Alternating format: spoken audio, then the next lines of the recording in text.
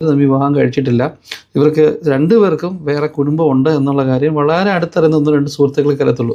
അല്ലാതെ ഇപ്പോൾ ഒരു കാമുകനുണ്ട് സംരക്ഷിച്ചോളൂ എന്ന് പറഞ്ഞിട്ട് ഇതിനെ കള്ളത്തരം കാണിച്ച് വരുമ്പോൾ അവരതിനെ നമ്മളെ പറയുന്നത് ആണുങ്ങൾക്ക് എന്തും ആകാം, ആണുങ്ങൾക്ക് 1, 2, 3 ഭാര്യയൊക്കെ ആകാം. പ്രശ്നം പല പെണ്ണുങ്ങളുമായിട്ട് ഈ ഓൺലൈൻ ചാറ്റിങ്ങും മറ്റ് ഓൺലൈൻ സോഷ്യൽ മീഡിയയിലുള്ള പല പല ആപ്ലിക്കേഷൻ വഴി ഇയാൾക്ക് ബന്ധമുണ്ട്.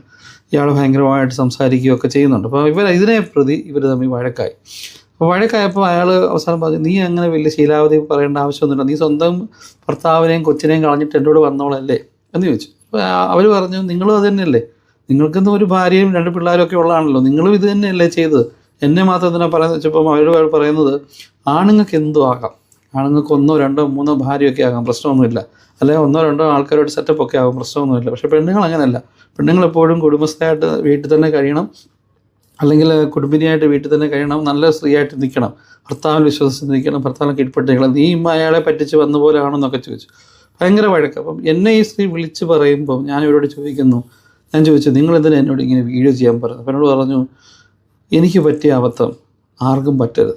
കുടുംബത്തിൽ ഇപ്പോൾ കല്യാണം കഴിച്ച് ചെല്ലുമ്പം പല ആൾക്കാർക്കും ചിലപ്പം ആ കല്യാണ ജീവിതം കുടുംബജീവിതം ശരിയാകണമെന്നില്ല. ഭർത്താവ് ശരിയല്ല എന്നുണ്ടെങ്കിൽ വേറെ ആളിലേക്ക് പോകുന്നതിലും തെറ്റില്ല. പക്ഷേങ്കിൽ പോകുമ്പം നിയമപരമായ വിവാഹം വേർപെടുത്തിയിട്ട് ഒരാളെ വിവാഹം കഴിച്ച് പോവുക.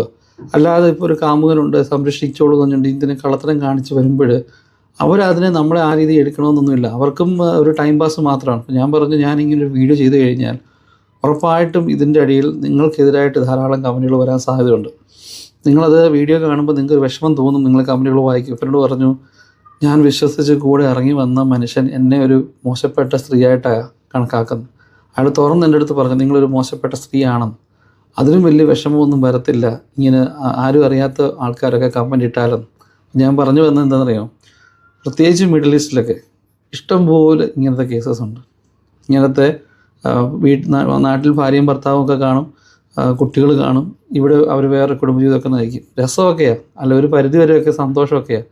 കുറച്ച് കഴിഞ്ഞ് സാമ്പത്തിക പ്രശ്നങ്ങളും ചെറിയ പ്രശ്നങ്ങളൊക്കെ വരുമ്പോഴല്ലോ നമ്മൾ വെറുതെ ഒരു ലൈഫ് നശിപ്പിച്ച് കളയും. നല്ല രീതിയിൽ ജീവിക്കുന്ന ഒരുപാട് ആൾക്കാരുണ്ട് ബുദ്ധിമുട്ടിൽ, അതിനിടയിൽ ഇങ്ങനെ ജീവിക്കുന്നവരുണ്ട്. ശരിയാണോ തെറ്റാണോ നിങ്ങൾ ആത്മാർത്ഥമായിട്ട് ചോദിക്കരുത്. ഒരു സമയം കഴിയുമ്പോൾ നിങ്ങളൊക്കെ ചെയ്ത് ഇതൊക്കെ തിരിച്ചു വരും. Thank you.